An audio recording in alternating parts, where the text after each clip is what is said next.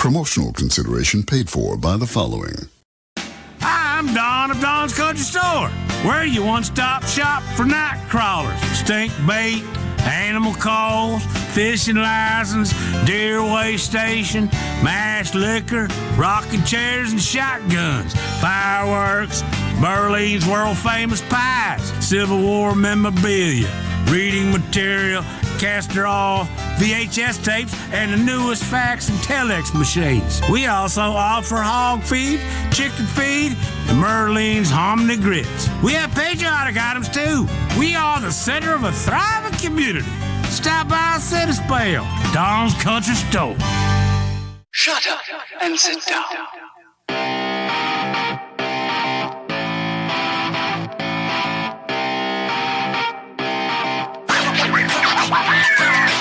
What's up, everybody? Welcome back to Third Shift. This episode 418, and I, of course, am your host, your funky leader, the greatest man who's ever lived. It's me, it's Matt, and with me, as always, it's the light bearer, the light bringer, the Beastmaster, Third Shift, it's Eric. And before we even get into his week this week, I gotta remind everybody, I gotta tell everybody, I gotta inform the people. The man, he's the light bearer, blah, blah, blah, blah, all the usual stuff. He's earned himself a new title. Uh-oh. The absolute piece of shit, Eric. And I gotta tell the people why. Because this is a man, everybody. This is a man who took a half day today. And I am not like Eric. When he takes a half day, I go, all right, cool. Good for you, brother. That's going to suck for me because I'll be alone at work. Okay, whatever. But I don't even think about it. I don't go on that side of the floor. I don't even think about Eric being gone. Let's go doop-a-doop-doop-doo. And then this motherfucker, everybody, he texts me at like 4:50 while I'm sitting at my desk at work. He says, hey, I'm in the basement right now, guy. I'll be ready in about 15 minutes to do the podcast. You, pal. You forever. I don't appreciate that. Okay. But hey, how was your week this week? Hang on. No. We're gonna. I don't delete my texts ever. Mm-hmm. Okay. And I clearly recall a text once when I was at work, and Matt texted Olympic broil to me. That's different. So That's different. You know, I'm gonna pull up this evidence and I'm gonna post it in Discord just for the people to understand that whilst I was miserable at work, whilst I was suffering, Matt posted an Olympic broil trip with ducks squawking, good food eaten, and I was not part of that. I was at work. So, I don't know. Matt, is he a hypocrite? Maybe. Now I can counter that by saying every single time you go to Bangkok House, I almost said the wrong name because haven't been. You don't even know what it is anymore. I get a freaking text every single day. And you know well, Eric, you know very well, you can make an Olympic broil trip. That just takes your lunch hour. That's all that is. I can't just leave work. I'm the only one there. I couldn't possibly get. This don't even work. It don't even hold up. We just got done having a conversation how you ain't got a wife. You ain't got kids. You can go to Bangkok anytime you want, any day you want, but you don't. You make a choice to not go to the best place on earth and get the greatest food on earth, even though when I post, I only post it because she asks every time. She wears, where's your friend at? Where's your friend at? And I say, he don't want to come. He don't want to be here. I do. I sacrifice my time. I make time to come out to see you and eat your good, delicious food. He doesn't. He doesn't love you like I do. That's all. That's why I posted. So today has gone completely full circle because there's another podcast that I listen to that's two friends, and they meet up like once a month and they give each other like a challenge, something to do for that month, and they report back on the next podcast. And so it started off friendly, and then it got like mean. They started recommending each other bad games at bad times. And it's a bit, but it isn't a bit. I'm like, that's what this has become now. So every time I go somewhere nice, when I go eat sushi, all the goddamn time. Not every time. No, that's not fair. Text. Hey, check it out. Only and you'll be like, great you'll spots, send me a text of you, red-faced, sweating buckets, reshingling the roof or something. I'll be like, oh, sorry, brother. I just ate a big old boat of sushi, 47,000 pieces of sushi. Woohoo. Only the favorite spots. Don't just do it randomly. It's only if you go to our spots. I'll accept it. I'll accept the punishment. Oh, I just happened to be in like Bellevue, Michigan, went to Sam's Great Sandwich Spot. And that doesn't mean make sense. Now you're just being crazy. So it has to be the spots. All right. All right. Sushi Moto is going to see me 5 times a week now. Yeah, see, look at that sad face. You know what you did, Eric. Accept, That's all right. accept responsibility. You know what? Tomorrow I'm going to the Whistling Pig out here in Charlotte, and they got a new special just for tomorrow. And I'm going to post up that special, and I'm going to show you. And I'll tell you right now, those wontons you saw on the side of that last week's post. Yeah, last week you even did it. Oh my God, they were good. They were so good. It was pulled pork, cream cheese, and you wouldn't like this part. It's mushrooms and onions. And it was just inside this wonton, and holy mackerels. Those things were fire. They were better than the yakisoba. The yakisoba was good too, but don't get me wrong. But them wontons they made, they took that whole meal right off the chart. I'm still tempted because were they like big mushrooms? They were big. Oh, No. They were barely you didn't even see the mushrooms. It was just, it would have been. It was fine just then. in there somewhere. Because I had a Vietnamese buddy back when I was in grade school. His mom made like the best egg roll, spring roll type of things. He was like, it's mushrooms in there though. And I'm like, nah, I don't care. No, I don't notice. It's the greatest thing I've ever seen. So probably would have been just the same with that. Yeah. And then they get a homemade chili sauce that you dip them wontons in. It was just fire, dude. It was crazy. I was praying that this weekend they'd have it, but they never do. Every week is like a different thing they do. And then they've only got 2 weeks left. So this week, every day is a new thing. So they're only open Friday, Saturday. So Friday's a whole set menu, then Saturday's a whole set menu, along with their typical, like ribs and pork, the usual barbecue stuff. But man, I'll be there tomorrow. I'll be checking something out exotic and cool tomorrow. Can't wait. Guess I better go to Dimitri's for breakfast tomorrow. I just have to drive myself on out there. Woohoo! You better. Mm-hmm. So what actually have you been up to this week, Mr. Eric? Well, of course, we did a thing we did. We went over to a buddy's house on Saturday. We played some Dungeons and Dragons together. We did. I forgot. I didn't even put it on my thing. We got to take turns. One of us forgets, the other remembers. That's how we do it. Mm-hmm. We got there, and it was just a battle-focused session. We just battled several battles. I think it was actually like one or maybe two battles. I don't even know. It was two because there was the lower and then there was the upper. Yeah, and then the upper. So basically one scene, two different battles. That was the whole night. And that's what we did. It was fun. It was great. Had a good time with it. Doing all sorts of fun stuff, using the abilities to the best that we could to make it work. Started to wonder if we were actually going to survive, but we survived no problem. It was good. Yeah, I actually forgot about death saves, and you have 3 turns at minimum until you die, essentially, because we had that awesome moment. I mean, I loved it. I had a blast the whole time. It was great. Rolling through, smashing enemies, maneuvering about. I loved it. It was awesome. He had that moment of, I'm going to put my NPC guy that the DM controls. He goes up here. Oh, man. He's got the status effect. Oh, he is instantly dead. And I went, no. I mean, we know that's going to be a storyline eventually. But I was like, no, man. Because we had that awesome moment 1 session or 2 sessions ago where we were back to back fighting off 2 separate groups. And I went, no, I don't want that guy to die, me, the player. And me, my character, would be like, no, man, I'm going in. Went up, saved. I got the status effect and died. He saved me. It was great. I had no complaints at all about that whole session. I had a blast. It was a ton of fun. Yeah, it really was. And I myself had a great time too because I was using everything I had at my disposal. I kept getting out of trouble, getting out of death, getting out of this, getting out of that. So it was fun just to be able to use all sorts of stupid spells and things to not get hit by whatever the DM was trying to throw at me. And felt, accomplished. At the end of the day, was I having to use a whole bunch of cantrips and barely doing just like little tiny spot damage here and there? Yeah, but you know what? I stayed alive. Couldn't catch me. I was a gingerbread man. And it was fun. So, good session. Can't wait for the next one. Same thing, because I ran in and then tried to get in this cool position, and that's when the giant water hag came out. And I was like, oh, brother, I'm going down. No, kept swinging. He rolled like 4 attacks on me. 1 would hit. I'm like, nope. Ping, ping, ping, ping. Fight. Use all my maneuvers. Okay. Then that's when the second one popped, and I went, oh, brother. Here we really got to scrape it and scrub it now. But it was that perfect thing of like, well, you're screwed now. No, I'm not. I somehow rolled enough, and you rolled bad enough, DM. We made it. We made it work. It was great. That's right. We sure did.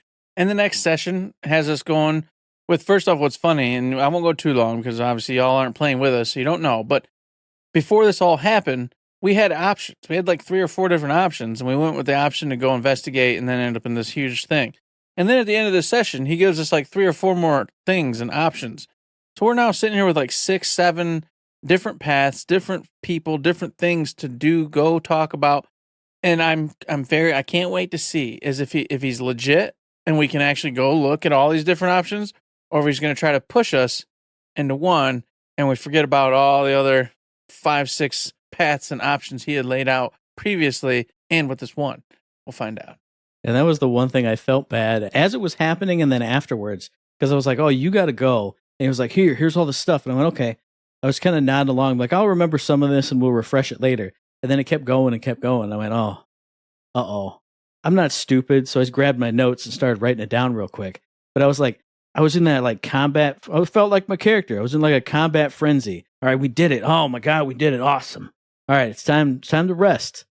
Hang on, guys. You got a letter that says this. You got a letter that says that. There's a letter from this guy to that guy. And then this guy has a different guy's name, and that's his bit. And I was like, I just need a nap, brother. I just rolled like 47 dice. I wanted to be my lizard man. I'll just lay down, just bask. Tell me next time what happened. I don't know. I felt bad. And that's what I thought. I thought we were going to pick up with him doing except for just the giving out the treasure and the loot, you know. I thought we would stop there, but yeah, he kept going, and I'm like trying to write notes too, but they were like abbreviated because I was literally about to be overtime, and I'm like, I told you I can't be overtime. I gotta go pick up a kid, you know. So I'm like, person said, yep, bungle butt. Hopefully I remember what that means when I see it next time. Okay. And I'm like, I'm not gonna. So where he's gonna go, you guys remember Bojangles? And I'm like, might be in my notes. Hang on. Matt, is it in your notes? The one I wrote down for sure really good was the dragon person name, because he pointed right at me and said a dragon name. And I went, that's the one. I'm writing it down. And then we kept going. And I went, okay, I think I remember the name. And then he referenced it again, and I had it completely wrong. I was scratch that out, put this in. I think he said that was the water lady and this is the cheese lady. I don't know. Oh, no, it's going to be bad. That's why overall, I'm like, you know what? I'm falling back on the previous session when he said, go talk to what's her name. I'm going to go say, we're talking to what's her name, and that's what we're doing. I don't care about the rest. What about this, Eric? Nope. That's what I'm going to go talk to dragons. Side quest for dragons. Talk to her. We're talking I'm going to let her man. know what happened. I'm going to let her know her boss, her governor, whatever it is she's trying to aspire lady. to. He's a bad person. He's a bad person, and she needs to help us because he's bad. That's what I'm doing. I don't care about the rest. That's what I wanted to do in the first place before we even went to this damn thing. It's good, though. So, yeah, we did all that. It was fun. And, of course, I've played a little bit of Persona 3 Reload, not too much. Daughter's back in dance. Things are getting busy. So I've had like a 30-minute session and a 40-minute session maybe this entire week. And guess what? We were in Tartarus when we stayed in Tartarus. We're not out of Tartarus yet. I finally, however, pissed her off last night because I went back in and I kept calling her name and she wasn't responding. So I was like, well, okay, whatever. So I went up a couple floors, found out it was the actual boss floor, you know, the border floor. So I go upstairs and go, hey, you going to come down? I keep calling you. And she couldn't come down. She was tasked with something from her mother. And then she got really upset with me because I did 2 floors without her. But I'm like, there was literally nothing. I did 2 fights and got to the border floor. Relax, calm down. I'll turn it off. We'll do it another day. So there I am. I'm at the border floor for this next spot. I really need to beat this game, though. There are several games coming up really, really fast. And I need to get Persona 3 Reload done before that happens because I want to play these other games really bad as well. So that's the whole thing. And then Yakuza Infinite Wealth.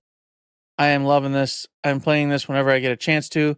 I have decided, though, I'm doing well with money. I don't know how. Like, this game's really different from the previous Yakuza. I feel like you were literally broke unless you did the special game. This one, I'm not rich, but I'm rich. I can buy anything but like the top tier 8-star stuff. As long as I stay away from that, there's nothing I can't purchase. There's nothing I have any issues with. And I've decided that's fine with me. I'm having no issue with this game. I'm smoking bosses, smoking baddies.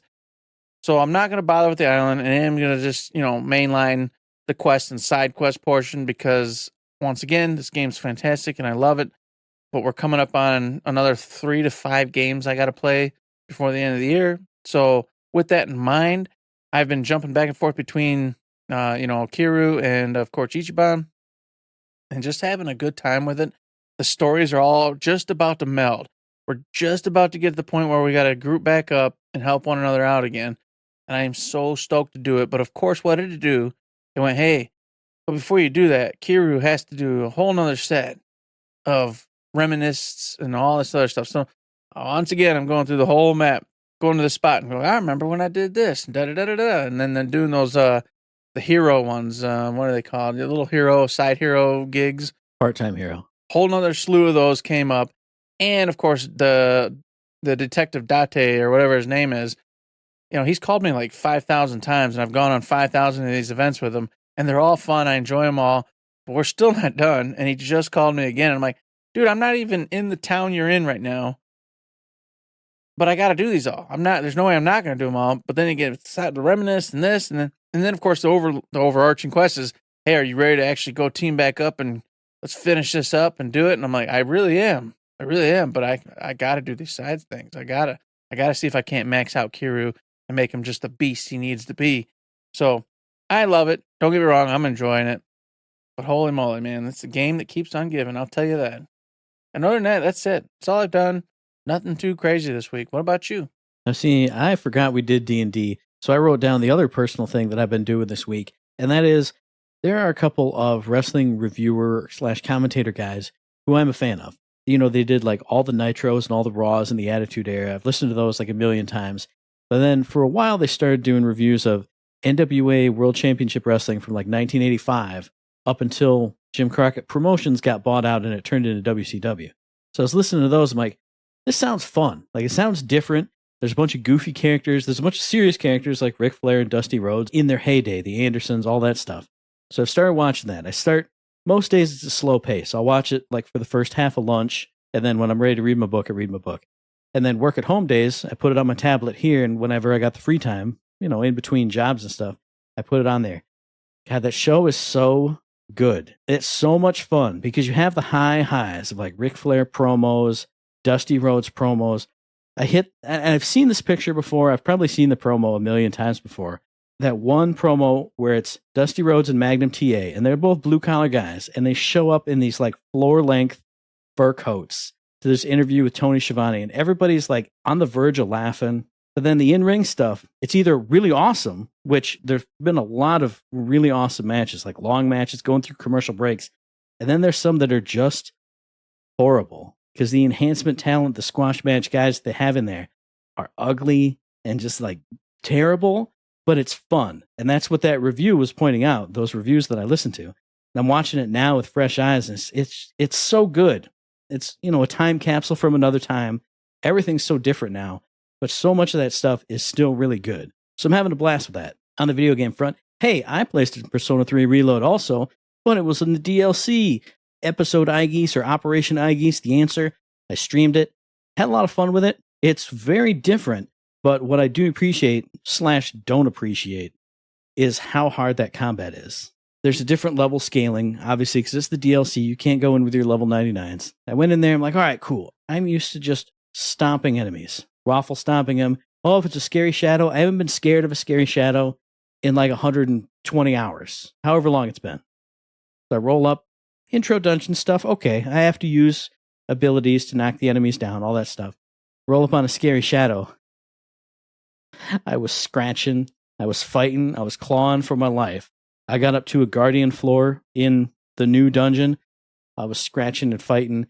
It wasn't as bad as the scary shadow, but it's tough. I mean, it's not like hard in a bad way yet, at least.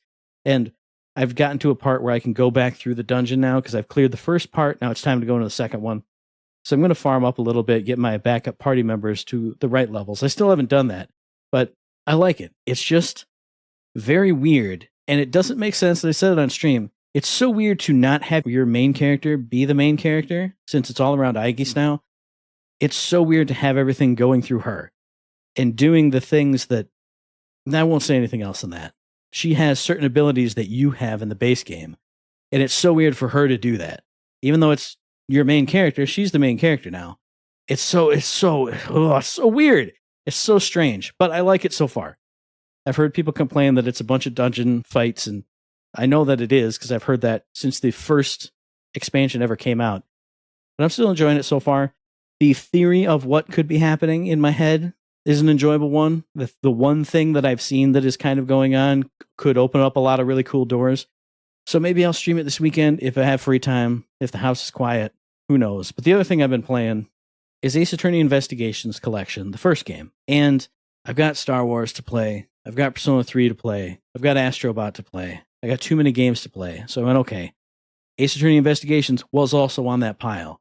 Now, when I need to focus down one, Persona 3 is a stream game, that's fine.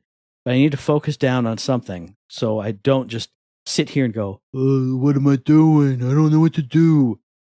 So I chose Ace Attorney. I started playing through it. I beat the first game, beat the one that I've played before. Then I started the second one last night. And it's so wild. Because like I mentioned, I'm remembering parts of the first game, this and that and the other thing. But I play the Ace Attorney games in a very specific way. Quick background. Whenever you have to present evidence or whatever, if you present the wrong thing, you have like a life bar and it decreases. When that runs out, game's over. There's that system in there. And whenever I play Ace Attorney, I have to do it perfect. I have to. When it comes up, I'm like, oh man, I'm going to have to present something soon. Boop, save. If I was wrong, okay, reload. It's probably the other piece that's tied into this. Okay. And that's what I always do. And I don't think about it. It's just what happens. When I see the life thing go away, I go, nope, reload. I have to. All through this playthrough of Ace Attorney Investigations 1, I was just like, whatever. Whatever. As I always say, I was thinking 2 steps ahead and trying to present that evidence instead of the first step and then the second step and then the third step. I finished some investigations with like a sliver. And it was so weird. I was like, oh, whatever. I guess this is just how I play it now. Oh, okay. Then I got into 2, which is the brand new one. I started up that first scene, and then it went, hey, it's time to present that person with this thing. Oop, save. Oh, I presented the wrong one because I misread the question because I was so excited about the big reveal that I know 2 steps ahead now because I looked at the characters and I went, it's you. Presented the wrong thing. Reload. So it's back. My old way of doing it is back. And I am so excited for this one because it's brand new, never been released in the West. I've never played it before. I was sitting here giddy like a little kid playing it last night. I was talking to myself, talking to the screen when I figured things out. And that sounds stupid. I'm a little embarrassed to say that. But sitting here, it was so much fun. I can't wait to just dig in, just arms and elbows deep in that game and just roll around in it. Ooh, it's going to be good. And that's what I did this week. Well, holy moly, Matt. That sounds like a good time. And let me tell you, there's a game out there that might just be a damn good time for everybody. And that's the Plucky Squire. Developed by All Possible Futures, published by Devolver Digital, and it has released on the PlayStation 5, Xbox, Nintendo Switch, and Windows. So you can go play it pretty much anywhere you want to play it. And this is a simple, fun, cool 2D/3D game where you are the hero, knight, Jot, and you are in this storybook. And you realize that you are actually just a hero in this simple little kid's storybook. And you go on this grand adventure in 2D style to stop Humgrump, the evil magician mage guy. Well, guess what? Things get turned sideways because Humgrump figures out that you are in this story as well and that he can actually kick you out. And so he does just that, and out into the 3D world you pop. So now you're in Sam's room, who is a Jot fan. He loves everything that has to do with the storybooks and Jot and everything else. And so you then have to manipulate Sam's room and the environment around you to then take stuff back into the 2D experience in Jot's books and then manipulate those to make yourself get further. So you're solving all these puzzles, both in 2D and 3D, to keep moving Jot forward, to stop Humgrump from being a diabolical evil mage. And to do that, you're going to do, like I said, solve these puzzles in the 2D/3D environment, like taking words from you that you find from different things in the 3D environment, bringing them back to the 2D environment, changing what the 2D environment is like, so that way you can manipulate it to move forward to the next page of said story. It's a whole thing. It looks gorgeous. It sounds gorgeous. Everything about it looks really, really fun. I will say, one thing that people have been saying is it's really easy. That while the puzzles are fun, they're not extremely challenging. You will not find yourself having a hard time solving them. That the combat is simplistic, yet fun. So you'll basically be using your sword, and you got a slash attack, you got your sword throw, which is like a boomerang attack, and then you have a jump attack that does extra damage. And of course, you'll get extra skills, etc., by slashing through the bushes and collecting the little light bulb-like leggings to trade them for new skills. But that is the gist of it for combat. So if you're looking just for like a really good time, but nothing that's going to like, oh my God, I really got to think about this. This is sounding like it's going to be phenomenal. There's been a couple reviews that, were kind of upset about the fact that it wasn't very challenging and just used a lot of different mechanics in a lot of different things, but not a ton of any of them. So like there'll be a stage where you'll be on a cup and you'll be doing like cool old school shoot 'em up stuff across the screen, Gradius style, Life Force style, but then you'll never see it again. You'll be on another one where you're doing classic Zelda adventuring, this and that, and it hops around from all these different ideas, or goes from top to bottom where you're digging and going down and down and down. But it doesn't ever get you familiar with any one thing. It keeps hopping and hopping and hopping and never masters anything. That's one of the negative reviews for it. So if that's something that would kind of irritate you, never actually fixating on one thing and kind of just going through all sorts of cool, old-fashioned fun 2D adventures, I don't know. To me, it sounds great, but I just want to let you know that some people did not find that very amusing. But overall, scores are looking really good. I can tell you from the gameplay and whatnot I watched, it looks like a lot of fun. As I told you, the colors, the graphics, everything's very vibrant, very alive, feels really fun, reminiscence of old school gaming. I feel like it's there to get kids involved, but also to get anybody nostalgic for old school gaming involved. So basically, it's a game for everyone if you got a heart and if you don't mind just having fun instead of being challenged per se. And mind you, that's without me playing it, but that's what I'm hearing. So Plucky Squire, it's out now. I think it's worth a look, so please take the time to take a peek. You want to talk about old school game that's for everybody, that's for having fun. I'm going to tell you about UFO 50, which I've told you about before because it was revealed like only a couple months ago. But this dropped yesterday as we're recording this on the 18th of September, developed and published by Mossmouth for PC only. This is that, I'm going to say with quote fingers right now, retro game compilation of 50 different games that drops, and you can play all 50 right from the start. You don't have to unlock anything. You don't have to work through and get challenges and do anything. Everything's available from the start. And this is that game that it's like if in an alternate universe, this 1980s video game company had existed, this is their whole library. Going through original releases, sequels, the next generation of the console, the sequels there. I'm not going to say too much about it because I don't want to spoil anything for myself.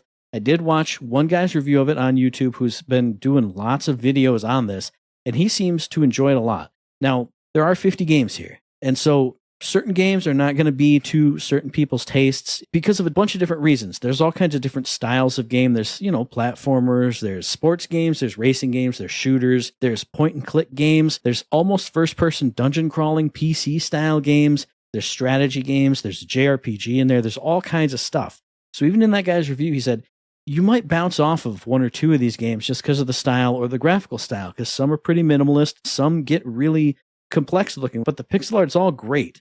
It just has so many different styles. But if you bounce off one, there's 50 games in here. Granted, not all of them are super long. Some are arcade style. Some are more lengthy experiences.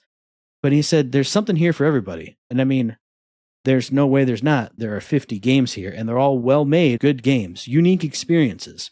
And so that's really all I have to say about it. It's a really unique collection of games themed around this weird alternate universe 1980s video game console library. Like this whole video game developers' whole catalog is here as these games that this small development team of I think only 6 guys made. And it looks awesome. Like when you see screenshots of this, if you are an old school gamer, you will love it. The color palette, the pixel art, the way it looks, the way it sounds, it looks amazing. And there's stuff in here that I wouldn't have even thought of. Like I'm looking at a screenshot of a tower defense mode, like a Plants vs. Zombies style game. I've seen one that's like a grid-based tactical game. It almost sounds like Into the Breach, where bugs are hatching every turn and you have these special abilities that fire off in certain avenues of a grid. And you're this guy moving, around trying to kill all the bugs.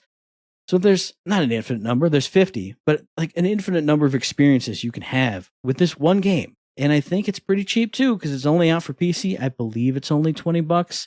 I don't know if that's 100% right, but even if you don't like 25 of the games, even if you don't like half of them, you still have 25 more games, more experiences to go through. Everything about this makes me happy. Like when I see it, when I see that screen of 50 games and I see the games in action and I hear the cool music, this is literally like nothing else. This is, unless you think of like Action 52, but that cartridge sucked. These games are all pretty damn good, and they're designed by people who know how to make games. They're engaging, they look great, they sound great. They play well. I mean, I haven't heard anything about any of these games being busted or buggy or broken or whatever. They might be difficult because they're designed, some of them are designed in an old school 8-bit style. But man, if you love retro gaming, if you are an old man like me and Eric, you should at least check it out. Watch some reviews, watch some gameplay of it. I would suggest get it. I'm going to get it. I'm going to play this on my Steam Deck as long as it's supported. I don't know why it wouldn't be. But check it out. UFO 50. It's like nothing else. And the things that it is like, they were terrible, and this is great. Check it out. And that's not it. We got free games, folks. We got a whole bunch of them again. You thought last week or week before, it never stops. This is never going to stop. I don't know how I can just explain how insane this is. I just wish I was a kid now versus when I was a kid sometimes. I really do.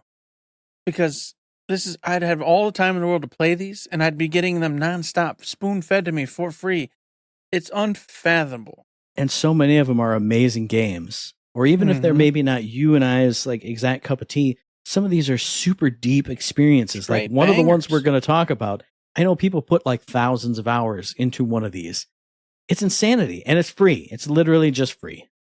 And we'll start with Epic. This week in Epic, you get Tome, a photo adventure.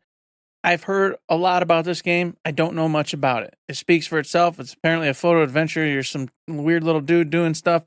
Maybe Matt knows more about this one, but it's not up my alley. I just know that a lot of people say it's a delight and really fun to play. There you go. That's free on Epic. You just go grab it and go play it. And then the last one for Epic this week is The Last Stand Aftermath. This is a solo adventure roguelike type game where you're in the apocalypse, the world's over, you're a survivor, and you're trying to survive. So you got to go around collecting stuff, moving from getting enough things to go to the next area, the next realm, the next level, whatever the hell you want to call it. And to do that, you have to be resourceful, kill baddies, do all the good stuff. So if you're looking for like a roguelite adventure and you want to be in the post-apocalyptic world, The Last Stand Aftermath is there for you. And that's from Epic. 2 games. And I got 2 games for you also. If you are an Xbox, if you are doing the Xbox Game Pass, first up, boy, howdy. I know some old men who are going to be jumping all over this game. It is Train Sim World 5. If you're one of those people who, I don't know what the name is, if you like go training or whatever it is, where you like sit out on your folding chair and you watch the train go by like in your backyard and you sit up on the hill and you watch the train, that's the game for you. I'm not that guy, but I know. I've seen the news stories about the old people who love trains and they like meet up and, yeah, we're going to watch the 6:30 and the 7:30 trains go by. We're going to sit out in the backyard and do it. Do that. You can make your own trains go by. I don't know. But the one that does speak to me, and I'm so mad that it's available right now. That's Wargroove 2. And this is that game that is like Advance Wars, but with a different spin on it. You got whole different countries, whole different commanders, whole different styles and units. More fantasy oriented, but I've always meant to play the first one. I think it's been installed on my Steam Deck and I'm just waiting for time for it. And then now, when there are too many games out, and gosh, I just talked about 50 games that I want to play. Hey, look, Wargroove 2 is available for free on my Xbox right now via the magic of Game Pass. You hear it. I'm out of breath. I'm tired. I can't. How am I supposed to play this now, too? I want to play this, but it's available. If you have time to play it, definitely check it out. And of course, that's not it. Amazon free games, they're going nuts. And they start off with Thronebreaker, The Witcher Tales. This game's fantastic. I watched Matt play the hell out of this game on stream, and it was great. Even just watching it, I had a blast with this thing. And of course, Matt's the one who played it, and I'm sure he liked it.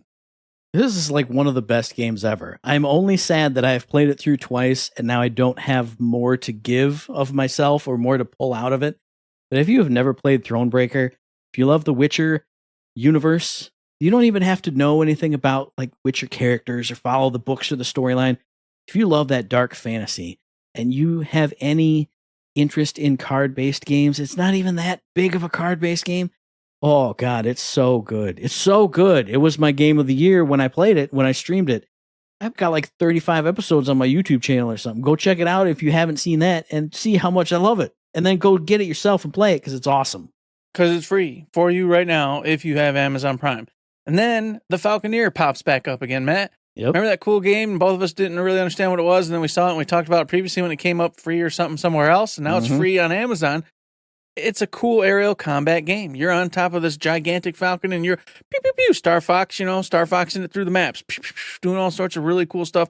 It's one I said I wanted to play when it was free on whatever else it was free on. When we talked about it before.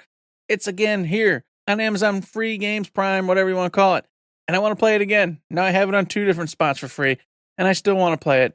Maybe this weekend. Maybe like when I get in kind of a lull and I'm like, I don't want to play my 2 main things. Maybe I go download this damn thing and just spend 2 hours doing some fun aerial combat. Maybe I never play it again, but at least give this damn one a shot. Or maybe you fall in love with it like I did with Stray Gods. Mm-hmm. Here's another one we've always meant to play. Maybe we'll play it and go, damn, this is banging and it's popping. And maybe you out there with your family will have that same experience when you're playing Lego The Hobbit. Hey, do you like the Lego games? Do you like The Hobbit? Is it precious? Is it all the things? Go check that out. And I'm going to jump over the next one, but I will be the one who says it. I'm going to jump over to say Kerbal Space Program. That's that game that I said is the one that people sink thousands of hours into. And even I have played this one. I got my derpy little Kerbals to the moon once.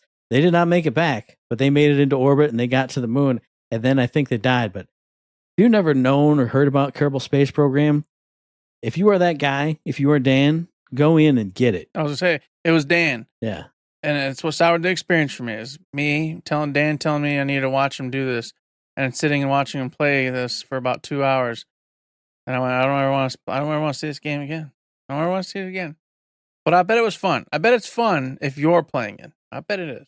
It definitely is, but it is that fiddly. I had a reverse experience because I watched, I think, Jesse Cox play it. And so when he failed, it was funny because he's a funny guy and he made it interesting and fun. That's when I tried it and I went, this is interesting and fun. It's too much for me, but maybe it's not too much for you out there. And then, boy, let me tell you, I love finding cats and pups. I do in real life. I love animals and I love things. You can get the collector's edition of that. I'm going to assume that's a HOPA because if you find things, you click things and you find them. That's got to be what it is. But hey, I don't know anything about it, but I love cats and I love pups. I want to imagine this. I want to imagine it's like a live action Where's Waldo, man. Yeah. Like you got a screen and the cats are in the trees and then and their little heads peer out of those trees. And then if you click on them fast enough, you got your cat. Mm-hmm. And then it's Fluffy the cat and you found Fluffy, but you still need Jasper and Roxas. So then you got to find Jasper and Roxas. Plus you haven't even found the dogs yet. And then all of a sudden the sewer little crate opens up and oh, there he is, Mojo the dog. You caught one. That's a great game. You see a little thing poking out of a bush. Oh, it's a little puppy tail, little curly puppy tail. Go get him. Who's there? It's got to be that. That sounds great. We don't have a clue if that's what this game is, but you know what? We're going to imagine that's what it is. So if you think what we just told you is fun, go see for yourself. And then speaking of seeing for yourself, I don't want to intro 2 of these. I want to only talk about the one. So I'm going to throw it back to Eric. Speaking of intros and fun and having a great time, tell me about whichever one you want to start with because we're saving the last one, the newest one for last because we're ending on a great note. Well, all right. Both of these other ones aren't too big of a deal. So we'll start with Annapurna. Well, it's a big deal, but you know what I mean. Yeah. Annapurna Interactive, apparently their boss man was in talks with the actual owner of Annapurna as a whole, and he and the team, they wanted to split off and be their own thing, the gaming company Annapurna Interactive. Well, apparently talks did not go well. So the boss man and all of his staff walked out. Annapurna Interactive does not exist. They're gone. Their staff is gone. And that's crazy to me just because I wouldn't normally mention this because, I don't have too much to say about Annapurna in general, but Remedy just teamed up with Annapurna. And this is more on Annapurna whole, not on Annapurna Interactive. So the relationship is not affected, but it still is worth noting that they just teamed up with Annapurna to get some funding for, Control 2, etc. And then this happens. And of course, they were going to interact with them for TV, movies, other forms of entertainment. But that, I think, is where Interactive does get involved somewhat. I'm not sure if they were just games or if they were also part of the entertainment side of it. I'm not 100% on that. I believe this is just the game segment. Just the games, period. Yeah. Okay. Because I read some follow-up articles and they said that all the TV and movie stuff is still there because that's with Annapurna itself versus Interactive. And when I first read this, because I've played a ton of Annapurna Interactive published games, I know you've played at least a few. Yeah, I've played Stray and What Remains of Edith Finch. That's one. What Remains of Edith Finch. Yeah. So they make awesome stuff. I've seen a couple of their movies too, and like on the indie side, their movies are really cool in that same way. So when the news first hit, I went, oh, snap.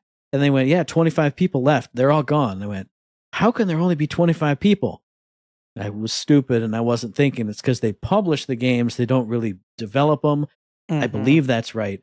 But even still, and there are lots of indie publishers out there right now, so I'm not going to say this is as big of a deal as it would have been like 10 years ago, maybe. But that's another avenue for smaller, artsy, really cool games that could just get ignored or not published. Now that's gone. Where a door they could come through. They don't have an avenue to get out. Yeah, exactly. And that's a bummer. And you hate to see it, and it just makes you wonder if you could be on a fly on the wall. And how the hell did the conversation break down so hardcore that it was just okay? We're just done. That I would love to hear that conversation. And for something like that to happen, it had to have been pretty stark. It had to have been pretty crisp on what she said versus he said versus where they were meeting. It must have just been a hard no, whatever it was, which was apparently just them wanting to be their own unit. I don't even know what that would have entailed, to be honest with you. But apparently she wasn't having none of it. And I forget her name. She's the actual owner of Annapurna in general. But it's Megan Ellison. Megan Ellison's her name. There you go. She should change her name to Anna Perna. First name Anna, last name Perna. Last name Perna. There you go. Oh, and Nathan Gary is the president of Annapurna Interactive, if you're wondering. Just there you go. I found it. But like you said, it is really weird to, there's not even a negotiation here. And I love Annapurna Interactive games. I love their stuff. I have a whole collector's edition of a bunch of them. But to say there's no negotiation here, and then, here, I'm holding up a hand. I got 5 fingers. Nope. My pinky's gone now. It's gone. Whichever finger. Whatever you want to. Yeah, I get it. Okay, well, we're going to leave now. Fine. Okay. Well, that's an income stream for you, the company, the parent company. How did you let that happen? I know they walked out and you didn't close them down. But still, when that's happening, isn't that the 5-alarm fire? Let's get on the phone, get them back in here. Yeah. Let's at least give them half of what they want or whatever the hell the case was. Let's work something out.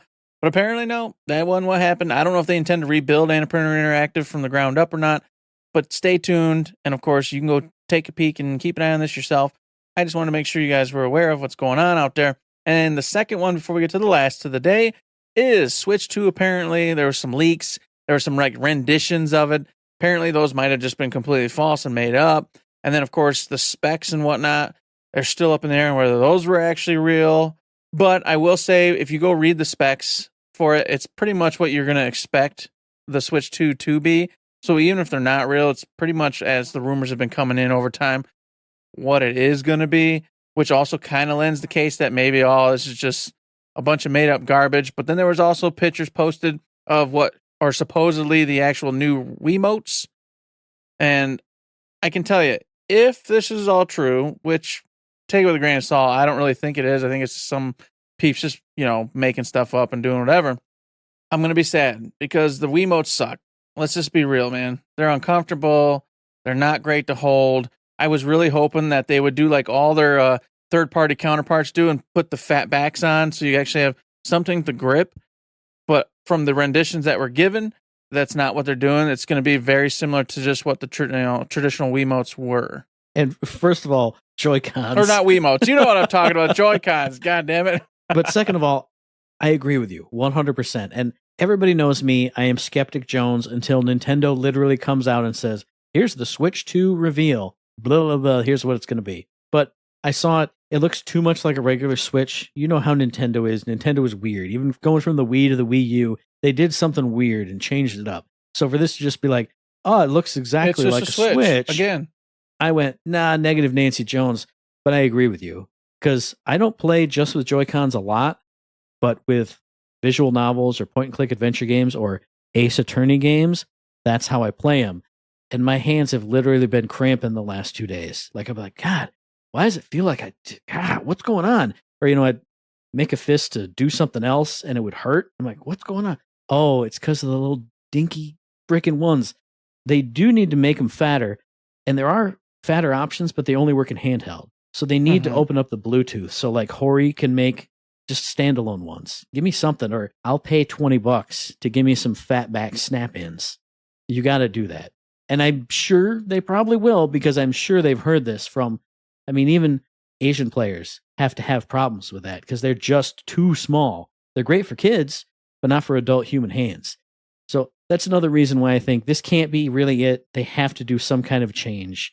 But I don't know. I still like my Switch. I like it. I'm not mad at it, but that's one thing that does need to be different in Switch 2. And of course, a lot of speculation came in the last on this was the reason why they're making it so similar is because they want to make the old Joy-Cons from the Switch usable with the new one, even though they said they're moving away from the rail system and they're going to a magnetic system.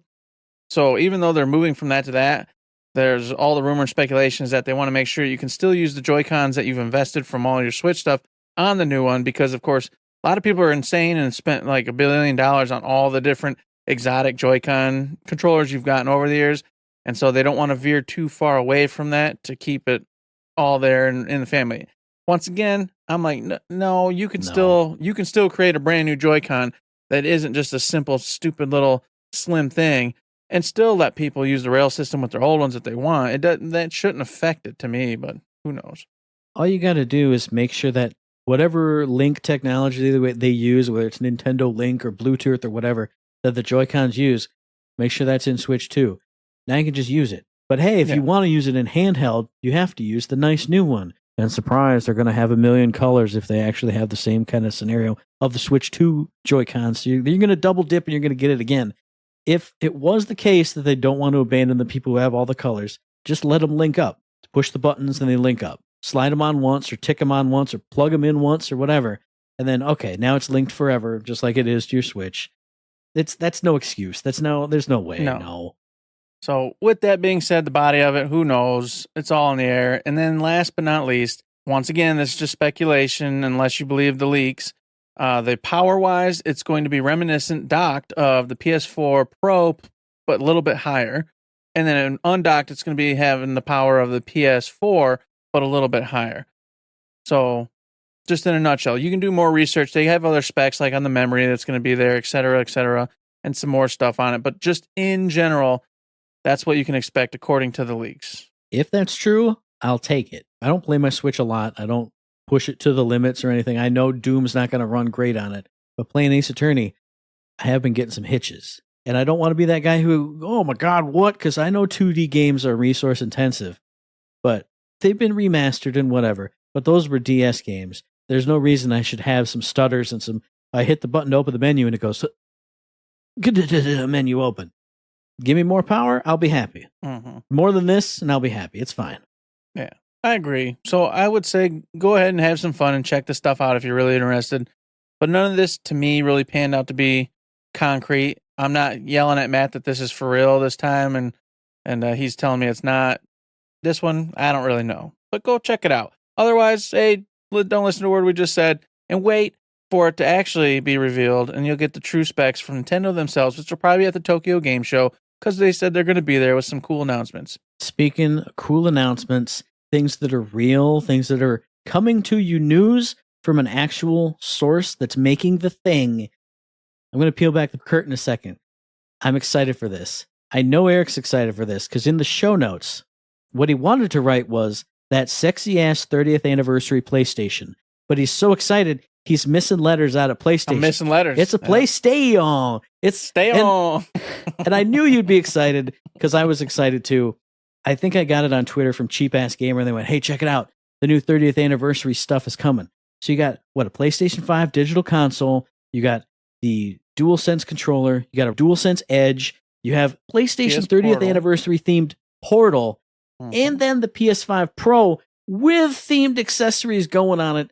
I got to say, it's too hot. It's too sexy. We talked about the PS5 Pro back and forth, and I don't think I'm going to get it. As soon as I saw this, brother, I want this. I want this whole bundle that it comes with. It's too sexy.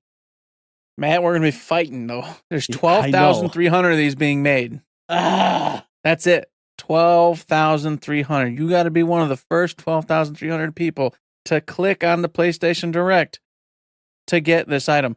And they haven't even announced the price, but I went and looked at a couple sites that were like, well, let's just break this down. Because with the PlayStation 5 Pro bundle, you're getting the DualSense Edge. You're getting, I think, the dock station. You're getting the stand that allows you to put the system up vertically. And you're getting the case with the Edge as well. And what else? You're also getting the connector cord cable that's, retro, has the retro look. Yep, you're getting a regular DualSense also. So not just the Also, Edge, yep. but you get a DualSense.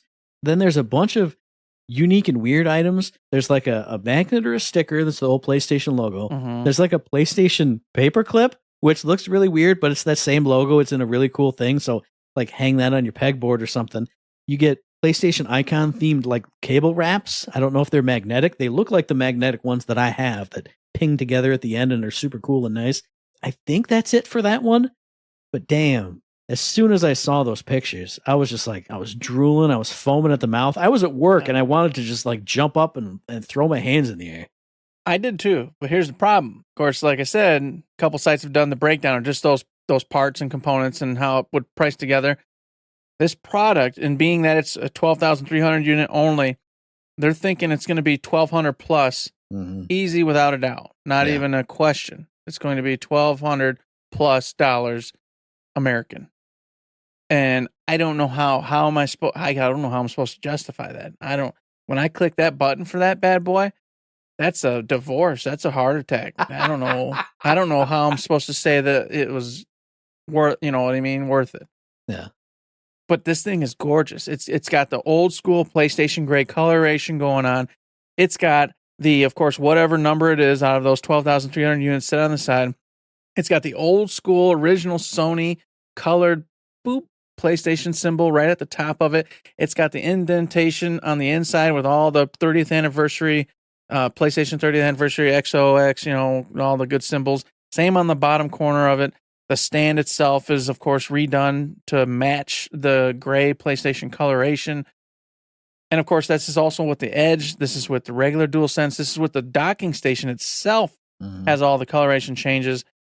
Everything about this looks sharp as hell. It's with the Portal too. I know, it's so sad. Like I know I'm a crazy fool. I know I'm a collector fool. I know that. I know I have problems. I admit it. But you give me something like this, I have a Portal. Like lately I haven't even been using it that much, but everybody knows I did use it a ton. Dude, I want another one. I want that one. And I've been feeling this way for a while. I have the DualSense Edge, and I love it. It feels great. It feels good. Everybody knows on the podcast I talked about it when I got it. It feels so good that when I do run out of charge and I am in that marathon session and I put it down and I grab the other one, I go, man, that's not good enough. I've been already thinking in my brain, I need to get another one, but it sure would be nice if they got a different colorway or a special edition or something. Oh, shit. Here's one. I have to get that. Like, I have to get at least the Edge. And I want the Portal. And I want the whole damn thing. And if the whole big PS5 Pro bundle is $1,200, that's another $250, $300 for that limited edition Portal to get it all. And I want it all. And I'm so mad that this is going on the 26th. It's going on sale for the 26th. You got a few days. Because I need this to be at least a month from now. Because I told you off air, and people don't need to know this, but I just had to pay some big bills. I need to recoup. And PlayStation just said, no, brother, give me all your money. And I'm sitting here going, you can probably take all my money, PlayStation, sir. That's probably fine. You could probably do it. But I can't. Give it to you. Yeah, I'm so sad about this. I want it so bad. But every part of my body knows it's a terrible idea to buy this thing. This is just nothing but trouble for me. Nothing but trouble. So I'm like, maybe I just don't be an idiot. And at the very most, try to get the Edge, because I don't have an Edge controller. So maybe this would be my one perk. But then I go, even that doesn't work because I'm getting the PS5 Pro, period. That's happening. Yeah. So that's $700. If I buy that Edge, that's $250, right? Isn't it $250 or something like that? I think it's just $200. $200? Well, depending on what this limited edition one ends up being, which might be $20, $30 more, $220, $230, that still puts me almost in the realm of $1,000 spent. That's still going to get me in trouble. So I don't. There's no good way out of this. It's like you said, this is the wrong time because we're also in save mode. And I'm like, damn, this is hitting right when I just don't need it to hit. But this is gorgeous. And I'm so excited. I'm so happy they're doing this. So I don't know. My brother just texted me about an hour and a half ago going, dude, I'm getting this, period. I'm going to be clicking that button like a fool. He says, you better be too. And I'm like, I know, I should be. And I was going to say, until you said you want to get an Edge, I was going to say, dude, brother, you go in on everything else. I will give you $250 just to get that edge out of that package. But now you want that package. I don't want the regular. I mean, I do want the regular, but I don't exclusively just want the regular. So that's a $250 or the $70 that you can't get from me to recoup the loss. So we're both going to have to go in on it. Jared's going to go in on it. Everybody's got to go in. God, the whole world's going to go in on it. You crazy? And then you got to double dip to get that portal also. Because look at it. Just look at it. Imagine that just boom. You don't have it here, but you're pointing off to your side. Yeah, right here on this mantelpiece. Boom. Every time I walk in the door, I can look and go, oh, yeah, there's that baby. There's my beauty right there. It goes in your curio cabinet right there. Boom, there it is. Yeah, sitting right over there whenever I just want to open it up and grab it. So, folks, go do yourself a favor and check this out. It looks pretty. And the only thing I wish they would have done, they didn't say they did it, so I assume they didn't. I wish on top of it, the loading screen would be the old school PlayStation load instead of the new load. That would have sealed the deal. That would have been the icing on the cake where I would have said, you know what? I don't care. I don't even care. It's bought. I'm buying it and let it be. The world will be what it'll be. You know it is. You know it is. Even though they haven't said it, everyone's going to get it in their hands and go, oh my God, when you start it up, even if it's just for the first time. The original tone. Boom, oh, doo-doo-doo-doo. I just saw somebody post a meme of it. It was that first white screen. It was like the meme on the side of them with like pained expressions. Oh, no, no. And then when it flipped over to the black screen and they go, ah, yeah. I know that feeling. I went through that so much as a kid. They're going to do it. You know they're going to because they have to. There's no other way to do it. I feel like they have to, but they didn't say it. So I don't want to get my hopes up. But I really do want that to be the case so bad. I 100% agree. And another thing that I want so bad is to tell you about Uncle Matt's Trivia Corner. Bad news first, then fun times afterwards. Eric's not in the lead anymore, but you're second. You're still second. It's all right. Because if you remember, the previous question was, introduced in Mario Kart 64 and a staple of the series since, which controversial projectile targets the race leader? That is the blue/spiny shell. Nobody calls it a spiny shell. Everybody knows it's the blue shell. What are you talking about, card? But hey, up next, in League of Legends, what term is used to describe the number of minions a player has defeated? Now, I will say, it's a two-word answer. If you give me the abbreviation that they use in League, I will also give you the point for it. Stupid pogs? I don't know. It is or damn it. When you say that, it makes sense. Yes. Yep. So if you know the answer to that, if you have any questions, comments, concerns, if you got any feedback for us at all, if you want to tell us how many of those PlayStations you are buying and with all your bot accounts, you want to offer us like $10,000 to get in to make sure we get it, drop that to us via the email thirdshiftme@gmail.com, on the Twitter machine @thirdshiftme. Find us on Facebook on Third Shift. Hit up the Discord, the Patreon. If I'm on stream, hit up the stream. Hit up my house. Knock on the door. I don't care. My portal is not set up there. I am a paranoid person, so I kind of hide it away. You'll not find it, but you can come in and we can talk about how cool it is. You'll be like, where is it? Is it in that box over there? Is it in your bedroom closet? You're not going to guess where it is. You might, but you won't. You won't guess it.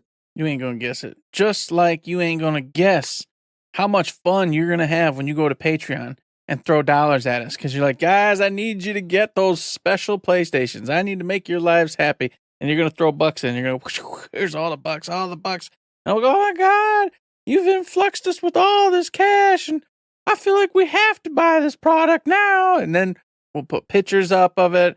You know what? Long time ago, when I got my PlayStation 5, I did a satanic video, in which case I summoned the PlayStation 5 from an unholy circle with candles. And I really made my friend Brent real sad about it. But I did that. I will do that for you. I will have a fun video of me summoning said PlayStation, and you guys will all get a good laugh. It'll be great. We'll have fun with it. So go over to Patreon, throw $1, $2, $3, any of those bucks in there. Helps us out, keeps the lights on, bills paid. And then after that, of course, fun stuff for the show, gaming, etc. in general. Y'all know the rigmarole, but you can't do that. That's okay too. Matt just told you. Go to Twitch, throw in Prime Sub. Hey, go mailbag questions, throw in some suggestions, throw in some questions, throw in whatever. Go to Discord, go, I want to talk and have some fun. You can do all those things. We're here to have a good time with you, and that's what we want to do. And we can have another fun time with you when you listen to the very next episode, which will be dropping on or around the 26th of September, unless those systems go live at like 6 o'clock, in which case we're not doing a show that day. We're going to do it the previous day, or we're just going to not do the show and we'll either like cry or we'll be so happy that we won't even care. Yep. But when that drop time is, we're going to have to research that and see if we record on Wednesday or on Thursday. I'm sure it will be Thursday. It'll probably drop at noon. It'll be right at when work. We're at work, yeah. With the shitty internet, that's going to be slower than hell, and the reload's going to be terrible, and it's going to be a miserable time. Yep. It'll go live at like 11 Eastern or 12 Eastern. We'll go, okay, I'm taking my lunch 5 minutes before that, and we'll sit down, and I'll bring my iPad in, and I'll have like my 2 phones that I have because I still have my backup phone, and I'll be reloading. I'll get nothing until 11:58 or 12:58, 2 minutes before I got to go back. Then I'll go, oh, what do I do? Oh, God. Oh, am I going to get my late assessment? Oh, God. It's going to happen. It's going to be that way. But you can also find that episode whenever it drops on iTunes and Stitcher, on Podbean, on Spotify, and on YouTube. And as I always say, hey, if you like what we're doing, if you'd like to help us out, please give us a like, a rating, a review, a comment, a subscription, any kind of good thing on any one of those good services, because it does help us out. And we really do appreciate it. We do indeed. And you know what? Go give us 5-star ratings. 5-star ratings helps us get money too. You know why? Because then people watch. People come on in and go, wow, these guys got a lot of 5-star ratings. Not 1-star ratings, folks. 5-star ratings. And then people come watch. Give us a 1-star rating. That's bad. Bad juju. I promise you. I'll find you a 1-star rating person out there. I swear to God. You think what I got going in this pot is bad for these people who don't want to give us any rating? Oh, when you see what I got for you, 1-star rating person, I swear to God, I'll find you. It's going to happen. You're going to be a something. I was going to say, other people are going to get the pot. You're going in the pot. But I think something even worse than the pot. Oh, there's worse. There's levels to this stuff, as they say. It's worse. We'll find you. Don't worry. But for everybody else, go give us some 5-star ratings. It truly does help. We appreciate it. And until next time, there's nothing else to say but don't forget to say.